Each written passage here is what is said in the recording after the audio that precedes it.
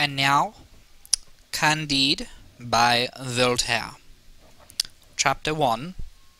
How Candide was brought up in a magnificent castle, and how he was driven out of it.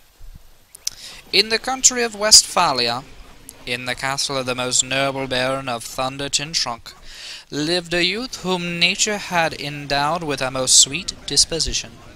His face was the true index of his mind. He had a solid judgment to the most unaffected simplicity, and hence, I presume, he had his name of Candide.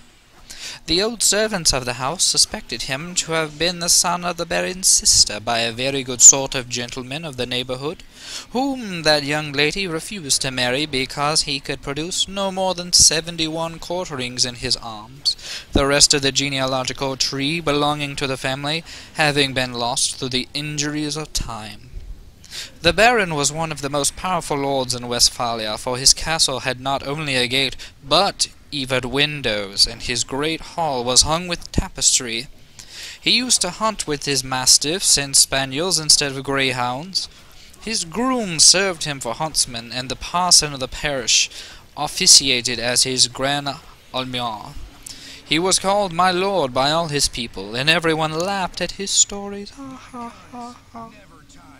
My Lady Baroness weighed 350 pounds, and consequently was a person of no small consideration, and she did the honours of the house with a dignity that commanded universal respect. Her daughter, Cunegonde, was about 17 years of age, fresh-coloured, comely, plump, and amiable. The Baron's son seemed to be a youth in every respect worthy of his father. Pangloss, the tutor, was the oracle of the family, and little Candide listened to his instructions with all the simplicity natural to his age and disposition. Master Pangloss thought the meteo-physio-theological cosmological he could prove admirably that there was no effect without a cause, and in this best of all possible worlds the Baron's castle was the most magnificent of all castles, and my lady the best of all possible baronesses. "It is demonstrable," said he, "that things cannot be otherwise than they are. For as all things have been created for some end, they must necessarily be created for the best end.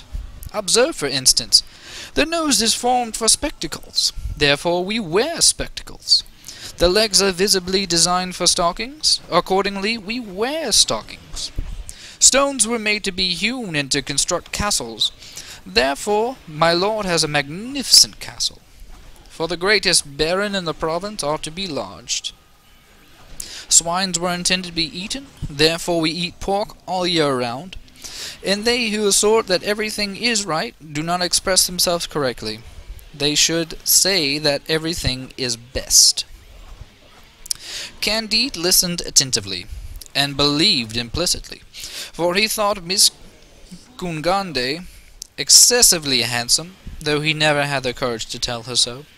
He concluded that after the happiness of being Baron of Thunder-Ten-Tronckh, that next was that of being Miss Cunegonde, that the next that of seeing her every day, and that of hearing the doctrine of Master Pangloss, the greatest philosopher of the whole province, and consequently of the whole world.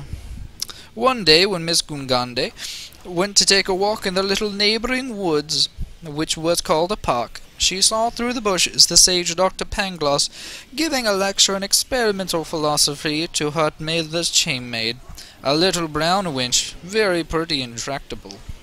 As Miss Cunegonde had a natural disposition toward the sciences, she observed with the utmost attention the experiments which were repeated before her eyes.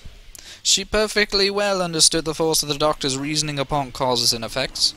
She returned home greatly flurried, quite pensive, and full of the desire of knowledge, imagining that she might be sufficing reason for young Candide, and he for her. On her way back she happened to meet Candide. She blushed. He blushed also. She wished him a good morning in a flattering tone. He returned the salute without knowing what he said. The next day, as they were rising from the dinner table, Kungande and Candide slipped behind a screen. Miss dropped her handkerchief. The young man picked it up. She innocently took hold of his hand, and he as innocently kissed hers with a warmth, a sensibility, a grace, all very particular. Their eyes met, their eyes sparkled, their knees trembled, their hands strayed. The Baron chanced to come by. He took note of the cause and effect, and without hesitation saluted Candide with some notable kicks on the rear, drove him out of the castle. Miss Kungande, the tender, the lovely Miss Kungande, fainted away as soon as she came to herself. The Baroness boxed her ears. Thus a general concern was spread over this most magnificent and most agreeable of all castles. Chapter 2. What happened to Candide among the Bulgarians? Candide, driven out of this earthly paradise, wandered a long time without knowing where he went. Sometimes he raised his eyes, all wet with tears, towards heaven, and sometimes he cast a melancholy look towards the magnificent castle where the fairest Baroness lived. He laid himself down to sleep in a furrow, heartbroken and supperless. The snow fell in great flakes, and in the morning when he woke, he was almost frozen to death. However, he dragged himself to the next town, which was called Waldburghof Trabach Digdorf, without a penny in his pocket, and half dead with hunger and fatigue. He took up his stand at the door of an inn. He had not been long there before. Two men dressed in blue fixed their eyes steadfastly upon him. "Faith, comrade," one of them said to the other, "there is a well-made young fellow of the right size." Upon which they approached Candide, and with the greatest civility and politeness invited him to dine with them. "Gentlemen," replied Candide with a most engaging modesty, "you do me such an honour, but I really don't have enough money to pay my share." "Money, sir?" said one of the blues to him. "Young persons of your appearance and merit never pay anything. Why, are you not 5 feet 5 inches tall?" "Yes, gentlemen, that is really my size," replied he with a low bow. "Come then, sir, sit down with us. We will not only pay your bill, but we will also allow such a clever young fellow as yourself to be short on money.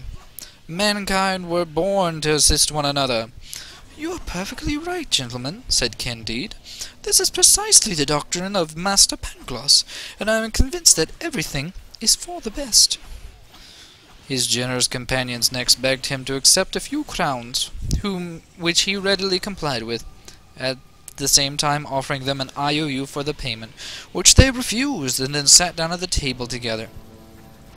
But it looks like we're out of time for the story, so we might continue it next time on the next challenge room. But yeah.